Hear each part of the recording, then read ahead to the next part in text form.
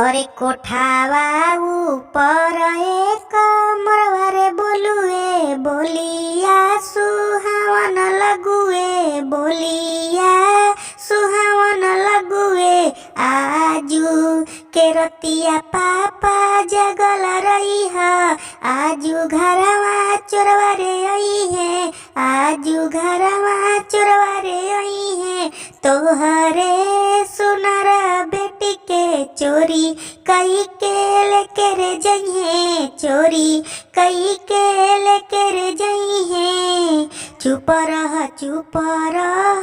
पूजा बेटी चुप रह नेहा बेटी हो आजू भर रहबू काल्हे चली जइबू चुप रह प्रीति बेटी हो आजू के रतिया चाचा जगल रही है आजू घरे चोरवारे आई है हो तोहरे सुनर बेटी के चोरिया रे कई के जाने कहाँ लेके जाई है हो और कोठावा पे पापा जी रोताड़े घरवा में माईनु हो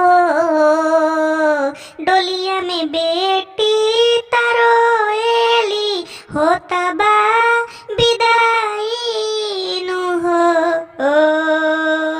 नमस्कार दोस्तों, प्रणाम। आप लोग कैसे? उम्मीद करता हूँ अच्छे होंगे, स्वस्थ होंगे, तंदुरुस्त होंगे। दोस्तों ये गाना कैसा लगा, बेटी का विदाई गीत, प्लीज़ कमेंट बॉक्स में बताइए और मिलते हैं नेक्स्ट वीडियो में। तो नमस्कार, जय हिंद।